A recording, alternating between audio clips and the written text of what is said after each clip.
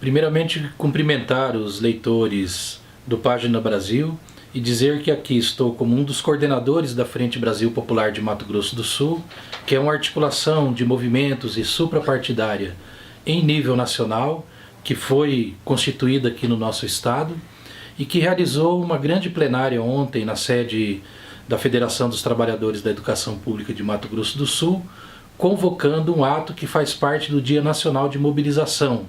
É um ato para o dia 16 de dezembro, não nesta quarta-feira, na próxima quarta-feira, às 17 horas na Praça Ari Coelho, uma grande manifestação em defesa da democracia, contra o golpe que na verdade se esconde por trás desse processo de impeachment indevidamente admitido pelo presidente da Câmara dos Deputados, no momento em que ele responde por graves denúncias de corrupção, por milhões de dólares escondidos em contas secretas na Suíça, e usa isso como instrumento de chantagem para se livrar do processo interno na Câmara e chantagear os outros poderes que têm apurado essas denúncias contra ele.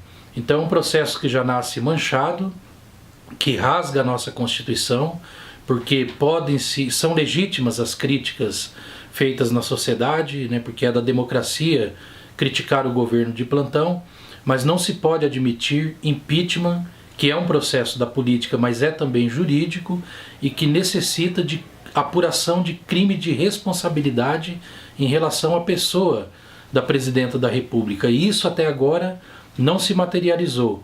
Então, nesse sentido, o impeachment, mesmo previsto na Constituição, ele se configura um golpe, ele significa um golpe contra a Constituição, contra a democracia no nosso país, porque, via de regra, a vontade da maioria dos eleitores precisa ser respeitada até o fim. O momento de se trocar governo, de se trocar a presidência da República é no ano eleitoral, e não antecipar isso. Então esse ato ele se preocupa com a defesa da democracia, se coloca contra o impeachment, mas também defende uma nova política econômica, mudanças na política econômica. Não concordamos que o povo tenha que pagar a conta do ajuste fiscal, que isso tenha que recair sobre as costas dos trabalhadores. Nós acreditamos que o andar de cima da sociedade, aqueles setores, os grandes magnatas do país, também devem arcar com a sua parcela com o ajuste fiscal no nosso país.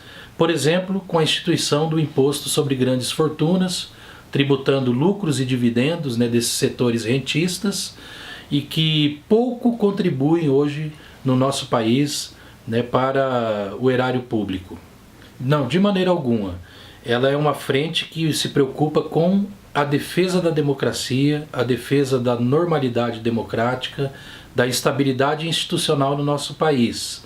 Tanto que a própria frente apresenta críticas em relação à política econômica. Nós sabemos que o país vive um momento difícil economicamente, mas que essa crise também é um problema do mundo. Os países centrais passam por um momento de crise e ela vem em ondas desde 2008, atingindo os mais diversos rincões do planeta. Nós vimos recentemente o problema que aconteceu com a Grécia, com Portugal, na Espanha o desemprego batendo lá na casa dos 27%, e nesse momento ela atinge com maior força a América Latina e o Brasil.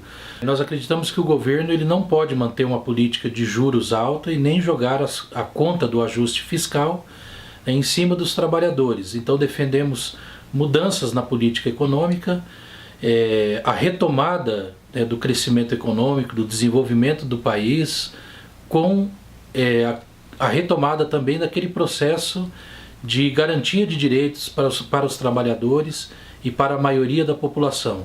Então a frente tem essa posição também intransigente em defesa dos direitos trabalhistas, em defesa dos direitos sociais, e também luta por reformas estruturais no nosso país, A reforma política, a reforma da mídia, a reforma agrária, a reforma urbana, a reforma tributária, e defende também a economia nacional.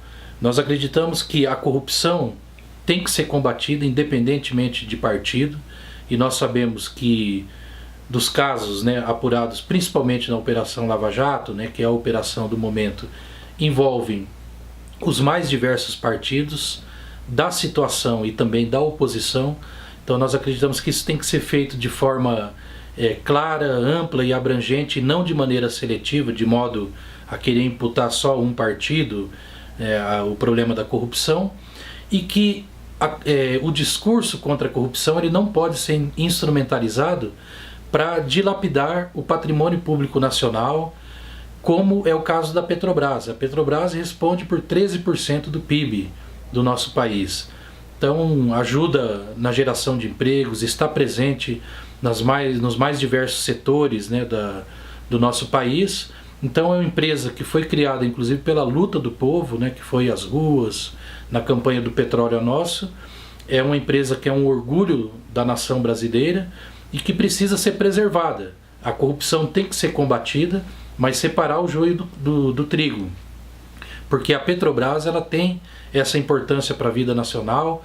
O pré-sal é uma riqueza muito importante, é um passaporte para o futuro do país, inclusive vinculado à própria questão da educação, né, e de outros setores, de outras áreas sociais, e nós não podemos admitir que essa riqueza, como acontece com um projeto que tramita no Senado Federal, seja entregue a empresas estrangeiras. Isso é um patrimônio da nação brasileira e do povo brasileiro. Então, contra a corrupção, mas em defesa também da economia nacional. De mais a mais, as empresas privadas que também estão envolvidas, né, as grandes empreiteiras, os seus executivos, aqueles que são corruptores, né, comprovadamente corruptores, têm também que ser punidos. Mas as empresas não podem ser punidas porque também fazem parte do patrimônio, mesmo sendo empresas privadas, de um patrimônio, de um parque tecnológico construído ao longo de 60 anos. Empresas que disputam, né, em pé de igualdade com outras grandes empresas, né, de países considerados centrais, obras nos mais diversos lugares do mundo. Então são empresas que geram emprego, que são importantes para o país. E se elas forem destruídas, quem que vai assumir, né, o lugar dessas empresas? Certamente que empresas estrangeiras, e aí desnacionalizando a economia, gerando riqueza e emprego lá fora em detrimento do nosso país. Então o ato ele acontece, relembrando, né, na próxima quarta-feira, no dia 16 de dezembro, às 17 horas, na Praça Ari Coelho. Toda a população está convidada. É um momento cívico, um momento de defesa da democracia, um momento de não aceitar a ruptura da institucionalidade democrática, porque sempre o país pagou alto preço quando a democracia foi rompida. Os golpes que o Brasil já passou, de momentos de instabilidade, sempre custaram muito para a soberania nacional, para o patrimônio nacional e principalmente para os direitos dos trabalhadores. Sempre a principal vítima dessas rupturas foi o povo brasileiro. Então é um ato em que cabe qualquer cidadão que esteja preocupado com esse momento, mas também será um ato aí para cobrar, né, mudanças, avanços no nosso país, para que a gente consiga retomar o mínimo de normalidade política e de normalidade institucional, para buscar aí de novo, né, fazer com que o nosso país cresça economicamente, que continue o processo de distribuição de renda e de avanço nas conquistas sociais. Então na próxima quarta-feira, às 17 horas, no dia 16 de dezembro, na Praça Ari Coelho, grande ato cívico em defesa da democracia, em defesa de uma nova política econômica e dos direitos do povo brasileiro. Página Brasil. A notícia em um clique. Acesse paginabrasil.com, uma empresa do Grupo Capital de Comunicação.